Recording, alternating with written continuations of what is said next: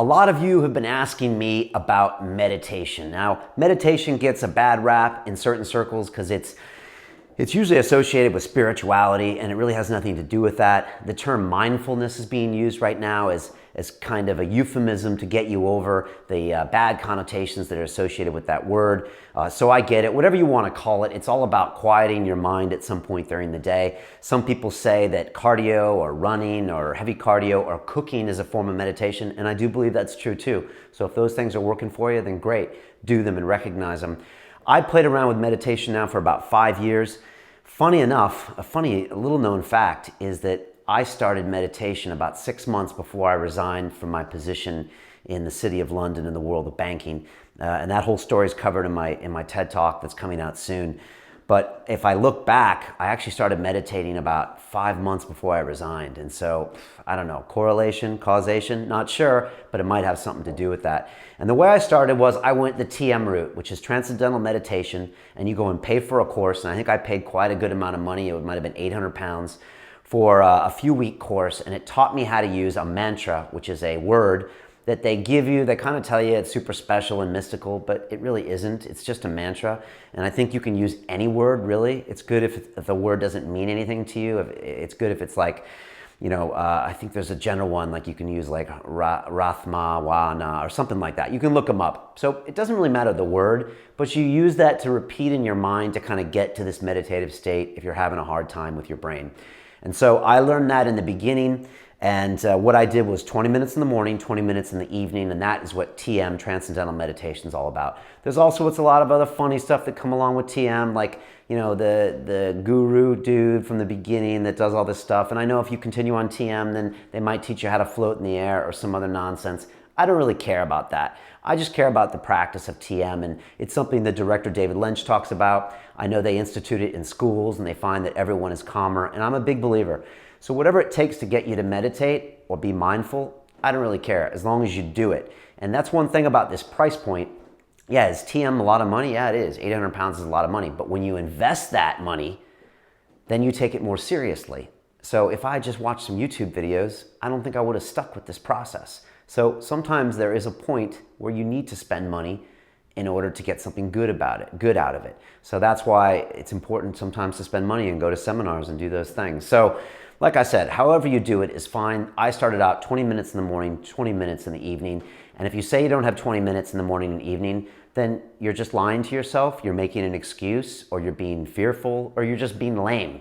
So you do, and you can do it in your bed, and so you have to sleep at night, so you can do it before you wake up or after. And I used to wake up at 5:30 in the morning or 6 to get up in time to get in when the markets open in the city. And so I would wake up 20 minutes earlier. It's that simple. And when you go to bed at night or when you come home from work, then you just go in and do 20 minutes. It's not long.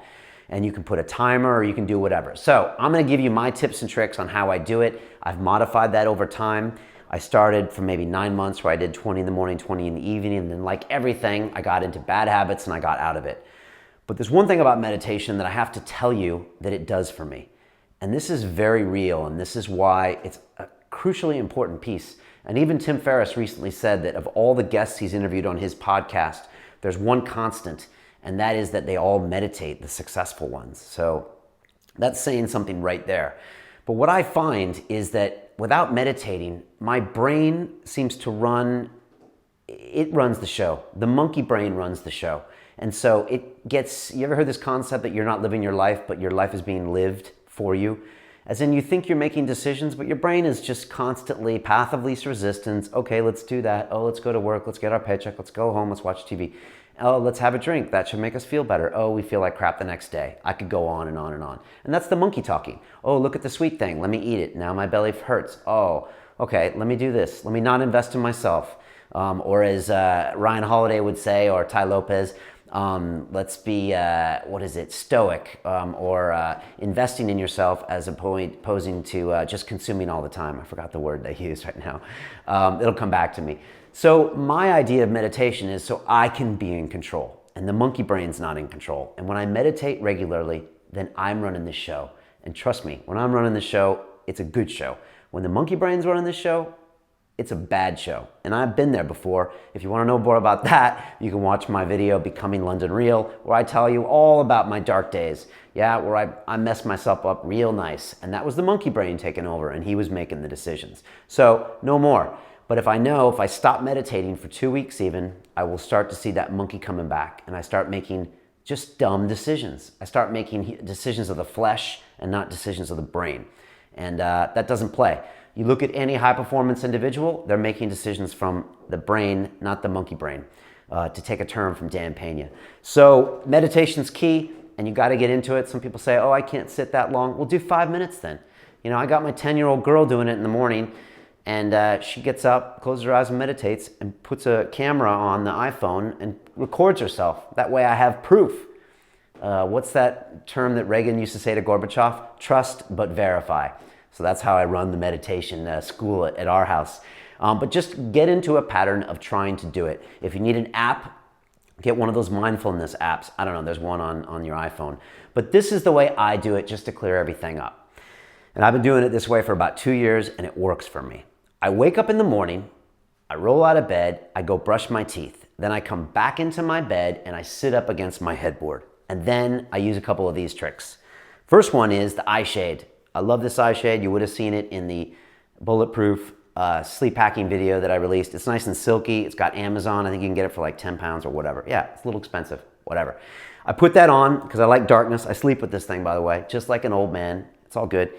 And then these are the second clue, and these are the 3M Pelotor, like high noise reducing. These are the guys on the corner. You see the jackhammer? They're wearing these mothers. So I get these and I put them on my ears. And these are amazing. I can't even hear myself talk to you right now. And it just blocks all the sound out. And it's kind of cheating for meditation because like the gurus say you should be able to do it without these things. But why not get the whole deck stacked for you? So I put these things on and I sit there and chill and I'm just gone. I actually used to take these in the park and I used to meditate. I'd lay down in the grass, put those on, put my shades on, and then set my alarm and put it on my chest and I could hear it. So you do that for 20 minutes. Sometimes I go 40 minutes and don't even know. In New York City, I think 2 years ago, or a year ago, 60 minutes. It was crazy. And you get that nice, cool, refreshing thing first thing in the morning, and then you're done.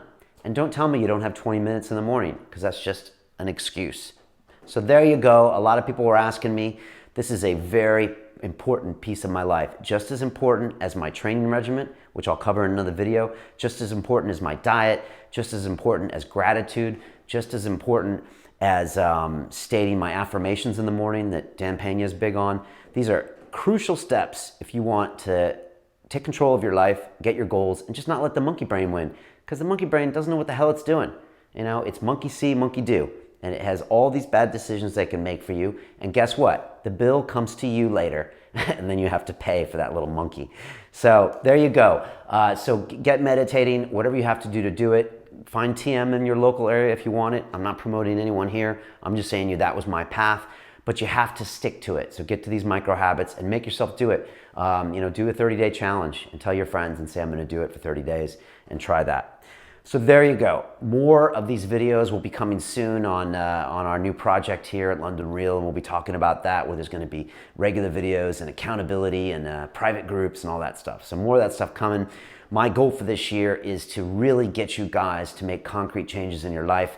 This is not entertainment anymore. I don't want you to log in and hear Dan Pena yell at you and find it fun, and then the next week you're doing the same dumb stuff. So let's start making some changes in our lives, and let's walk around as London Reelers with our head high. Because when I meet you guys, you're awesome, you're positive, you want to change your life. I mean, every one of you guys I meet are awesome. And I think we just all need to push each other more and keep each other more accountable. And I mean, this is going to be a community that's going to be like awesome. It's going to be like the Skull and Bones Club someday. It's going to be like presidents and corporate CEOs and all that stuff. So I believe that's true. I'm going to be putting more videos out like this. The biggest compliment you can give me is by sharing this video. Liking it's awesome too, and please give me a comment, but by sharing it with your friends, it really helps because it just sends it out further. And as my recent guest, Guy Kawasaki, told me, that's when you know your message has been received, because that means it actually is being vouched for. My message is being vouched for by you when you share it with your friends. And so that's the biggest compliment you can give me. If you like our show, please share our videos. And there you go. Get meditating. Peace.